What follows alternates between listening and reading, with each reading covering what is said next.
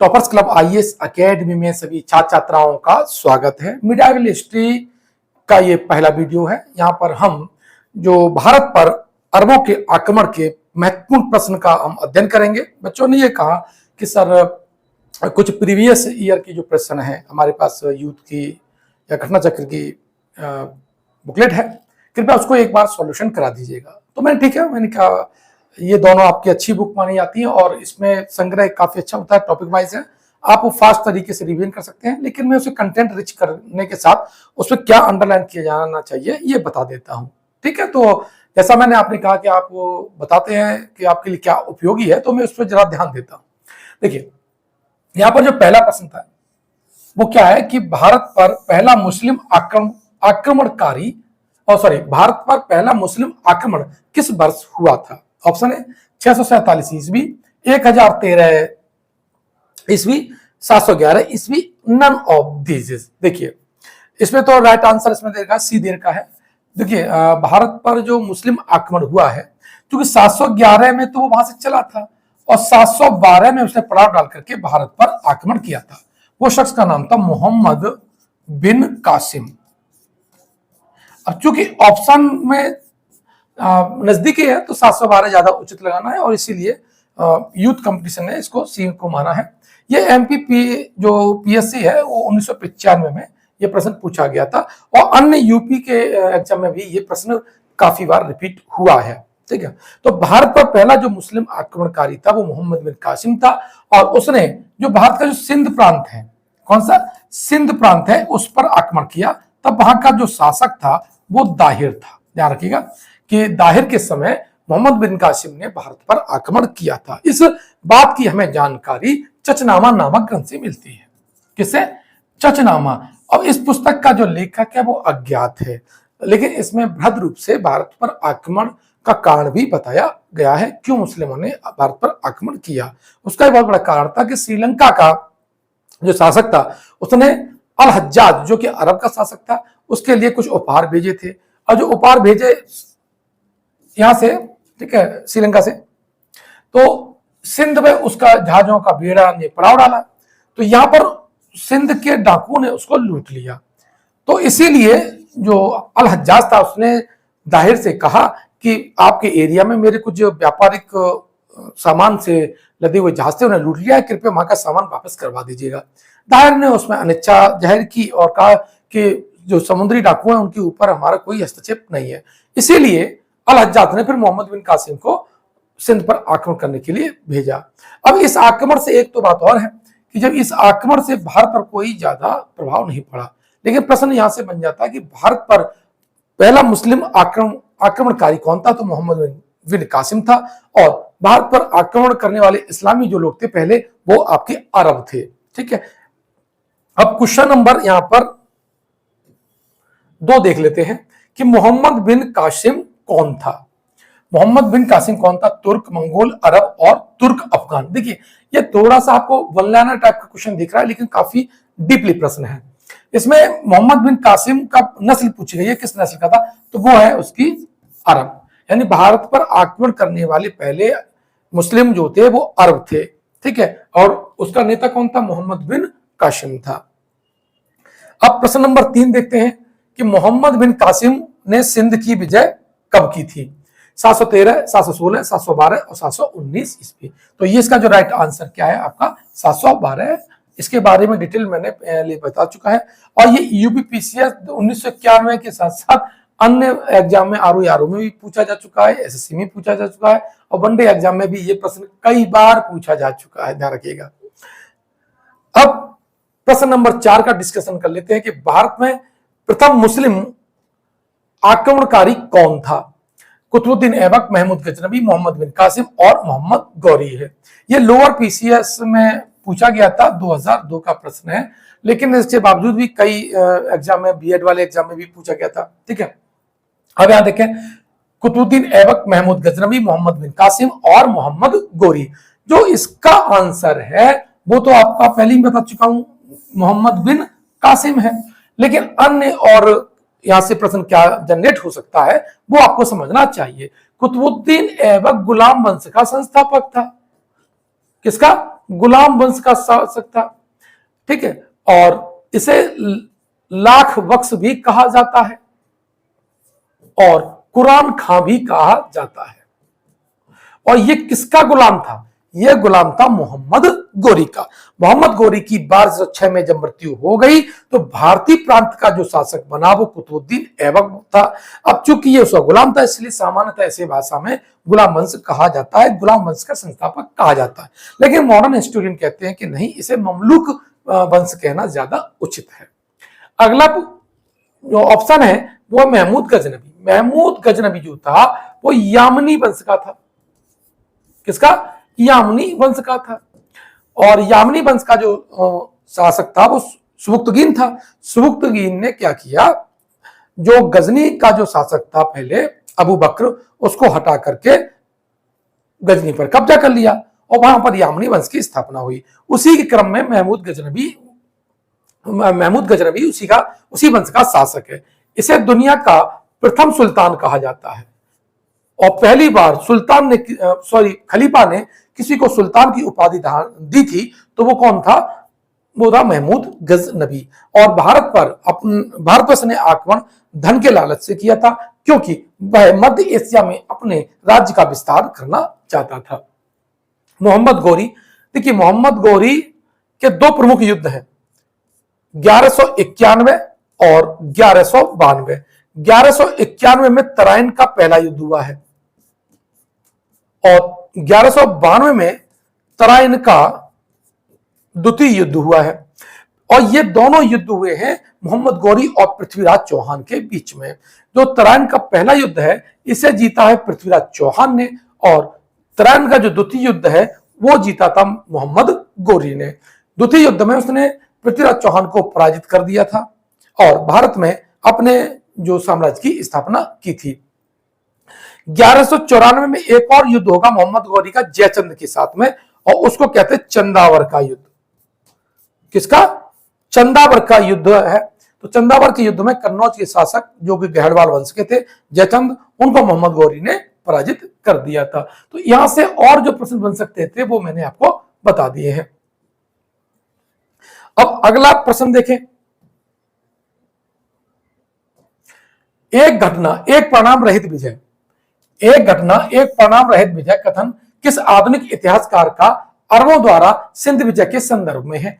यानी एक घटना एक परिणाम रहित विजय का जो कथन है वो किस आधुनिक इतिहासकार ने कहा है? तो इसका जो राइट आंसर है वो है विंसेंट स्मिथ।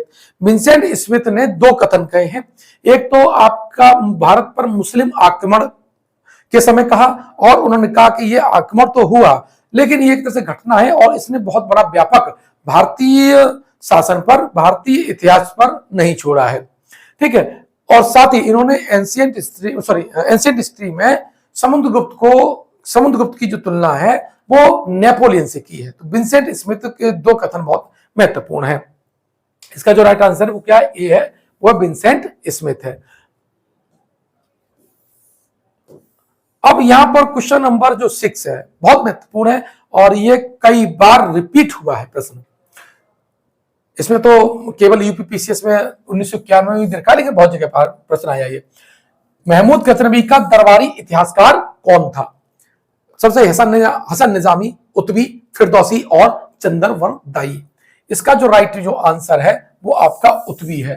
अब एक बात और समझ लीजिए कि जो हसन निजामी है ये ऐबक, कुतुबुद्दीन ऐबक के दरबार में थे। ध्यान रखिए, हसन निजामी किसके दरबार में थे? कुतुबुद्दीन ऐबक के दरबार में थे। फिरदौसी, उतबी, ठीक, ये दोनों ये महमूद गजनबी के दरबार में थे। ध्यान रखना। और यहां पर एक महमूद गजनबी के दरबार में एक और व्यक्ति था, वो था अलवरुनी। कौन सा?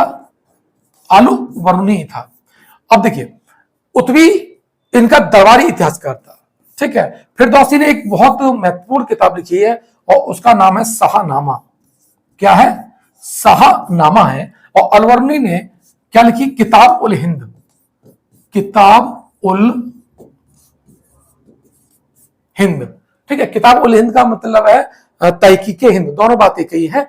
और इसके लेखक अल-बरूनी है। और अल-बरूनी पुराणों का अध्ययन करने वाला, संस्कृत का अध्ययन करने वाला पहला मुस्लिम इतिहासकार है। इस बात को समझ लीजिए, कई बार ये प्रश्न पूछा गया है। अब इसकी थ्योरी में देख लेते हैं। देखिए, अब फिरदौसी, अल-बरूनी, उत्वी के बारे में मैंने बता चुका है। उत्वी महमूद गजनवी का दरबारी इतिहासकार था, इनसे लिखा है। हसन निजामी ऐबक के दरबारी कवि थे। और चंद्रवरदाई, देखिए चंद्रवरदाई ये थे पृथ्वीराज चौहान के दरबारी कवि थे। और इन्होंने आदिकाल, हिंदी साहित्य का जो आदिकाल है, इसमें एक रासो साहित्य है, रासो साहित्य, और पृथ्वीराज रासो, जो कि रासो साहित्य का मानक, प्रमाणिक और प्रथम प्रतिनिधि ग्रंथ है, इसकी रचना की है, जिसमें उन्होंने पृथ्वीराज चौहान के जीवन से संबंधित, विविध पक्षों से संबंधित घटनाओं का जिक्र किया है। ठीक है। अब एक और बात है कि चंद्रवरदाई ने जो पृथ्वीराज रासो लिखी थी, इसे पूरा जो किया है उनके पुत्र जल्लहण ने किया है। किसने किया है? जल्लहण ने प्रयोग इसको पूरा किया है। अब आया कौन सा, हाँ बहुत महत्वपूर्ण प्रश्न है, समझना चाहिए कि महमूद गजनवी ने भारत पर 17 बार आक्रमण किया। कारण बता रहे हैं कि वह भारत में स्थायी मुस्लिम शासन की स्थापना करना चाहता था। यह सही है कि महमूद गजनवी ने भारत पर 17 बार आक्रमण किया था, लेकिन वह भारत पर स्थायी मुस्लिम शासन स्थापित करना चाहता था, ऐसा उद्देश्य नहीं था। यह इसका गलत है। अगर वो अपना साम्राज्य स्थापित करता तो या अपने राज्यपाल स्थापित करता, लगातार प्रशासनिक ढांचा बनाता, ऐसा उसने नहीं किया। एक्चुअल में क्या था कि महमूद गजनवी को मध्य एशिया में विस्तार के लिए धन की जरूरत थी, और उसके पास जानकारी थी कि भारत के मंदिरों में बहुत कुछ सोना है। ठीक है, तो उसने यहां पर आया और उन मंदिरों को लूटा। अब कहते हैं कि उसने इस्लाम के प्रचार के लिए मंदिरों को तोड़ा, ऐसा नहीं है। मंदिरों को उसने तोड़ा, उसका वास्तविक कारण उसकी धन की लालसा थी, और वो धन इकट्ठा करना चाहता था। अब जो धन था वो मूर्तियों के नीचे मंदिरों में था, तो स्वाभाविक है कि मंदिर तोड़ने पड़ेंगे और मूर्तियां तोड़ने पड़ेंगे। लेकिन उसी वक्त इतिहासकारों ने इसे मूर्ति भंजक कहा, क्योंकि मूर्ति भंजन करने से जो उनको धन संपत्ति प्राप्त हुई थी, उस रेफरेंस में उन्होंने लिखा भी है। तो इस तरह से इसका जो प्राथमिक जो उद्देश्य था वो क्या था, आपका धन को प्राप्त करना था, स्थायी शासन स्थापना करना नहीं था। तो अब इसका आंसर हो जाएगा कथन ए सही है और कारण आर गलत है। अब देख लेते हैं कहां पर है। कथन ए सही है परंतु आर गलत है, तो इसका जो राइट आंसर क्या हो गया आपका, तो आपका सी हो गया। A is true but R is the false, यानी कारण क्या आपका गलत है। अब क्वेश्चन नंबर 8 की बात कर लेते हैं। किसने एक तरफ संस्कृत मुद्रा लेख के साथ चांदी के सिक्के निर्गत किए थे? मोहम्मद बिन कासिम, महमूद गजनवी, शेरशाह और अकबर। तो देखो क्या कह रहा है, एक तरफ संस्कृत का मुद्रा लेख जारी किया था, तो इसका जो राइट आंसर है वो है आपका महमूद गजनवी। ये प्रश्न आप गलत कर सकते हैं, मोस्टली बच्चे से अकबर लगा देते हैं। तो देखिए अकबर ने चांदी के सिक्के पर लिखवाया था। चांदी का सिक्का की अगर हम बात करें तो उसका जो राइटर है, वो उसके जो सिक्के हैं वो महमूद गजनवी के हैं। और उसने एक और चीजें बात लिखवाई थी, वो आप समझिए। महमूद गजनवी ने चांदी के सिक्कों पर एक और कलीमा और दूसरा कलीमा का संस्कृत में अनुवाद अव्यक्तमकम मोहम्मद अवतारम ये लिखवाया था। तो संस्कृत का अभिलेख था और इसमें संस्कृत में इसने मोहम्मद साहब का जिक्र किया है। तो चांदी के सिक्कों पर एक तरफ कलीमा और दूसरी तरफ संस्कृत का अभिलेख लिखवाया है। तो किसने लिखवाया है? महमूद गजनवी ने। याद कर लीजिए इस बात को।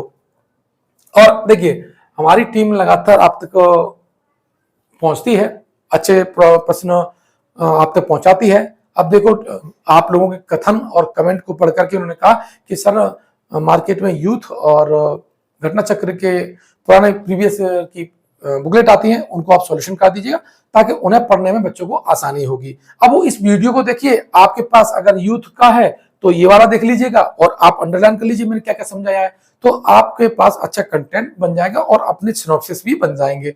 मैं घटना चक्र का भी बना दूंगा, ध्यान रखिएगा। बस शर्त यह है कि आप कमेंट में जरूर लिखिएगा वीडियो कैसा लगा है, चैनल को सब्सक्राइब कर लीजिएगा, लोगों तक भेज दीजिएगा, यही हम आपसे अपेक्षा भी रखते हैं। सोमनाथ पर महमूद गजनबी के आक्रमण के समय चालुक्य सोलंकी वंश का गुजरात में शासक कौन था?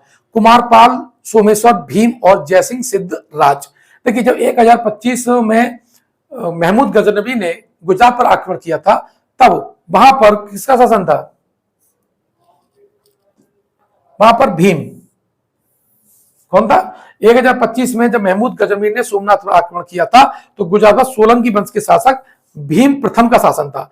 अब यहाँ भीम प्रथम याद होना चाहिए, यहां नहीं है तो यहां पर लिख लीजिए भीम प्रथम। ठीक है। भीमदेव बिना युद्ध किए ही युद्ध से क्या हुआ? भाग गया था। अब इनमें से कौन गजनी राजवंश का संस्थापक था? अब देखो, ये प्रश्न तो कई बार रिपीट हुआ है, हालांकि इसमें केवल 2015 ही रखा, लेकिन कई बार कोई प्रश्न आया। ये गजनी राजवंश का संस्थापक है अलप्तगीन, महमूद, सुबुतगीन और इस्माइल। तो इसका जो राइट आंसर क्या है? सॉरी, अलप्तगीन है। कौन है? अलप्तगीन। यामनी वंश, जिसे गजनी वंश के नाम से भी जाना जाता है, इसका जो संस्थापक था वो कौन था? अलप्तगीन था। 963 ईस्वी में अलप्तगीन ने वहां के अमीर जो था अबू बकर, उसको क्या किया था? उसे पराजित कर दिया था और उससे गजनी छीन लिया था। उसी के समय से गजनी यामनी वंश की राजधानी बन गया था और यामनी वंश का स्थापना हुई। इसी यामनी वंश का महमूद गजनबी भी था। अब क्वेश्चन नंबर 11, महमूद गजनबी के साथ भारत आने वाला प्रसिद्ध इतिहासकार हिस्टोरियन कौन था? फरिश्ता, अलबर्नी, अफीफ और इब्न बतूता। तो इसका जो राइट आंसर कौन है? अलबर्नी है। और इसने भारत में क्या किया? तहकीक ए हिंद। तहकीक ए हिंद। ठीक है, तहकीक ए हिंद क्या लिखा है? पुस्तक लिखी है। और ये पुराणों का अध्ययन करने वाला, चंडालों की सूची देने वाला, शूद्रों की सूची देने वाला, भारतीय संस्कृति, कल्चर, दीपावली इत्यादि का जिक्र करने वाला ये कौन है? मुस्लिम इतिहासकार है। और ये कहता है कि यहाँ पर सम्राट अशोक या बौद्धों की एक भिक्षु लिपि चलती है, तो इसका भी जिक्र किसने किया है? वो किया है आपका अलवर्नी ने।